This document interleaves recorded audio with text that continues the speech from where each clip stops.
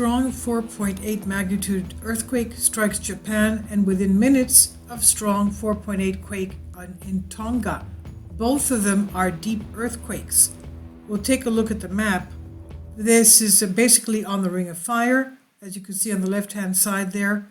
This is where we have 75% of the world's volcanoes and 90% of the world's earthquakes. This is a very active area, and as we know, we have tremendous amount of volcanoes there. Both of these earthquakes were underneath the crust. The Earth's crust is it's up to 100 kilometers depth. Let's take a look at the map so we can see what's going on there. Here we are at Seismo Berkeley, and this is the one that we had at 7 o'clock 16. That's about 1916 UTC, and this was 1909 UTC. So this one took place first, and then this one here. And this was 120 kilometers depth of Tonga, and this was at 176 kilometers depth of Yamada in Japan. And as we can see here, both deep earthquakes basically on the Ring of Fire, which extends all this. It's the Pacific Plate, which extends about 40,000 miles around the Pacific Ocean. And right in the center of it is the hotspot of Hawaii right there. So these two earthquakes, are they related? Who knows? Even though they're so many thousands of miles apart, it could be. Sometimes we have connections. The pressure could be, oh, this one just turned blue. Okay. Because I just saw it a little while ago. So the red is the past hour and the blue is the past day. Let's take a look at them. We'll take a look at the Tonga earthquake first. The Tonga earthquake, which took place first, and this is the historic seismicity, as you can see, very seismic, and this is the area. This is our area. Tectonic summary. It was right around here. The eastern margin of the Australia plate is one of the most seismically active areas of the world due to high rates of convergence between Australian and Pacific plates. And this is the northern area of the northern island of New Zealand. We know that it has one of the supervolcanoes. The Taupo volcano is one of the world's 20 supervolcanoes. In December of last year, December 9th, we had the surprise eruption of the White Island volcano, very close, not at all far from the Taupo supervolcano. So this is a very seismic area, as we could say here. It includes an oceanic transform, the Macquarie Ridge, two oppositely verging subduction zones, and a transpressive continental transform, the Alpine Fault, through South Island of New Zealand, North Island, South Island. And the geologists have warned that they're expecting a very big earthquake, both North Island and South Island. So they have prepared people even before the December volcano eruption that they would have major earthquakes in New Zealand, that the stress was very great in that area. Now, since 1900, there have been 15 magnitude 7.5 larger earthquakes recorded in New Zealand.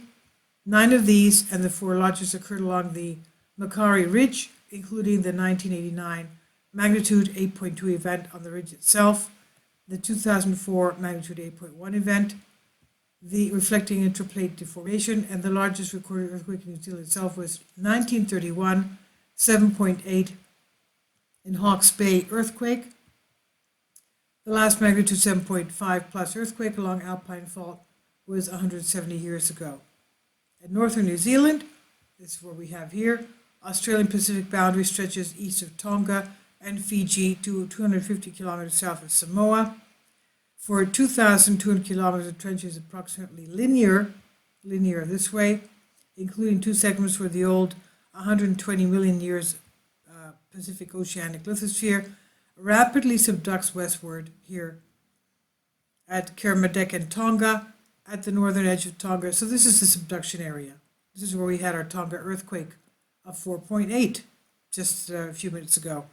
The boundary curves sharply west, changing along 700 kilometer segment from trench normal subduction to oblique subduction to a left lateral transfer-like structure. And then we go to our Japan earthquake, right here off the coast. Okay, just east. And there's Sendai. This is our area. There's Sendai right there. Okay. And this is the area. Now, the North American plate, Pacific plate, Philippine Sea plate, and Eurasian plate all influence the tectonic setting of Japan, Taiwan, and surrounding area. Some authors divide the edges of these plates into several microplates that together take up the overall relative motions between the larger tectonic blocks, including the Okhotsk microplate of northern Japan, the Okinawa microplate in southern Japan, and the Yangtze microplate in the East China Sea, and the Amur microplate in the area Sea of the Sea of Japan. The seafloor expression of the boundary between Pacific and North American plates lies 300 kilometers off the east coast of Hokkaido and Honshu, and okay, this is the Yamada, okay, and the Kuril-Kamchatka is up north or up here towards Russia, and the Japan trenches. The subduction of the Pacific plate beneath the North American plate at rates of 83 to 90 millimeters a year, that's pretty fast, generates abundant seismicity, predominantly as a result of interplate slip along the interface between the plates. And we've had even the Tohoku Japan earthquake of 2011, magnitude 9. Earthquake all exemplify such megathrust seismicity. So these are all subduction areas. Subduction of Philippine Sea under the Eurasian begins at the Suruga Trough. This is, of course, and I have to tell you, I want to tell you because this was really shocking to me.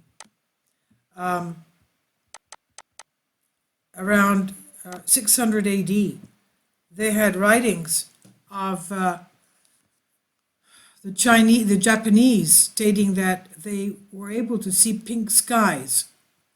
And the scientists figured that they were able to see pink skies because of the fact that those were the Aurora Borealis, northern lights. The fact is that Japan, around 600 AD, was basically up here. The northern island of Japan was up here, where Kamchatka starts.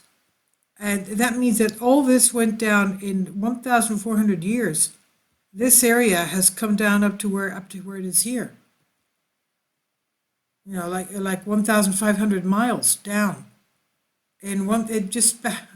Something happened, obviously. Okay, we didn't have the modern technology that we had today, but we did have this account of the red skies, and that's what the recent findings there have revealed from the scientists, that Japan was much higher. So you can understand how much activity has been going on here. Amazing. Okay, so this is what's going on. Anyway, tell me what you think. This is amazing. I thought it was a coincidence. I was looking at the earthquakes on the ridges. The video before this one had to do with the Mid-Atlantic ridge, that we hear earthquakes all along, even the north that we saw before up here, all along, all the way along, all week they've been having.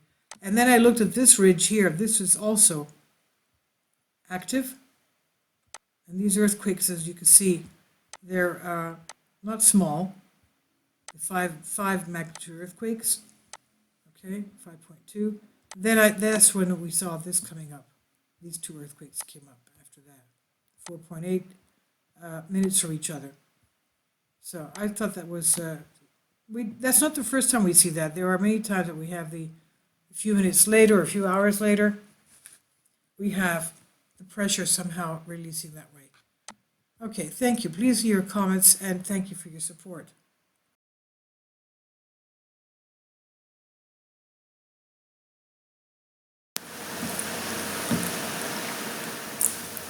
If you'd like to join me on my Patreon account, you will hear content not covered by mainstream media. These riveting stories will be based on my research, and I will state my opinions and give my personal insight on diverse and controversial subjects and world events not covered by mainstream media, and not supported by YouTube guidelines.